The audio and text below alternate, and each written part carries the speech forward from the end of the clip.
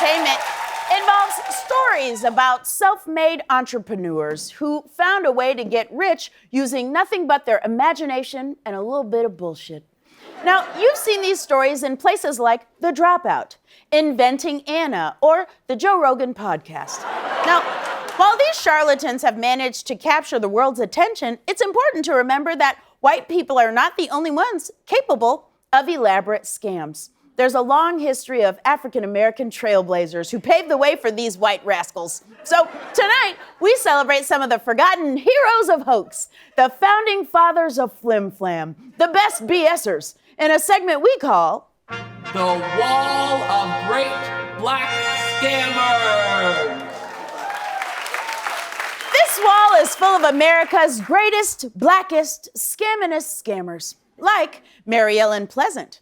Born around 1814, Mary was a poor white cook in San Francisco who toiled with black workers in boarding houses, restaurants, laundries, and even stables. Now, no one could understand why this white woman was so beloved by her black coworkers. Now, it turns out that Mary actually owned all those businesses and became one of San Francisco's biggest real estate investors by eavesdropping on her rich customers and investing her money the way they did, which is a pretty good scam. For decades, she used her money to fund the Underground Railroad, moving escapees to California and hiring them to build new lives as free people. But after the Civil War ended, Mary revealed her biggest scam. She wasn't really a white ally.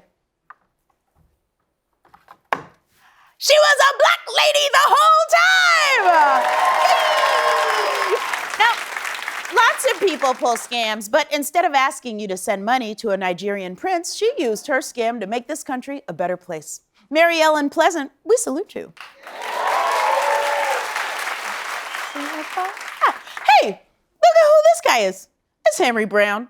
Now, Henry Brown was an enslaved man who convinced a white dude to mail a package for him to Philadelphia. Now, you might not know this, but in 1849, very few enslaved people had time to go to the post office. The lines were really long, and there was no way they could get it done on their lunch break. So, when this giant package arrived at the office of some abolitionists in Philly, guess what was in it? Henry Brown! Yay! He did it! Henry Brown was hiding in that box the whole time like a stripper in a cake. And since Pennsylvania was a free state, once Henry got there, he was no longer a slave. That's why Henry Box Brown, the man who mailed himself to freedom, is one of the greatest black scammers of all time. Now, this is Julius Caesar Stratford. He was born into slavery, but one day out of nowhere, he dropped a bomb on his master. He was free. Now, how? Well, it was illegal for enslaved people to learn how to read, but Julius sweet-talked his master's daughter into secretly teaching him. Then he forged a travel permission slip, fled to Canada where slavery was illegal, and got a hold of papers that allowed him to free himself, his wife, and his son. Then he went back to his master's plantation and did just that. This man traveled to the South during slavery to free his wife and child. I wouldn't go to the South today to meet Beyonce. Friggin', that is true love. It's also an A+ award-winning scam. Now, we couldn't find a picture of Julius, so we just used this old-timey picture of a different world star and Whitley's one true love, Kadeem Hardison. Scammed ya! You got scammed. You were scammed. Look at this. This is Barbara Rose Johns. In 1951, when she was just 16 years old, Barbara tricked the principal of her high school into leaving for the day.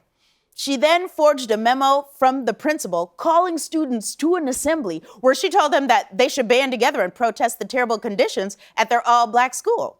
The protest that followed led to a court case that became part of Brown versus Board of Education, which desegregated schools in America, which means Barbara brought about all that change just by tricking her dumbass principal into leaving the building.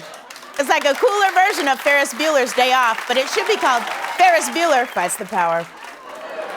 And finally, these two guys scammed everyone out of a Grammy. Girl, you know it's true. Milli Vanilli were excellent scammers. Folks, you can call them innovators. You can call them trailblazers, but I call them The Wall of Great Black Scammers.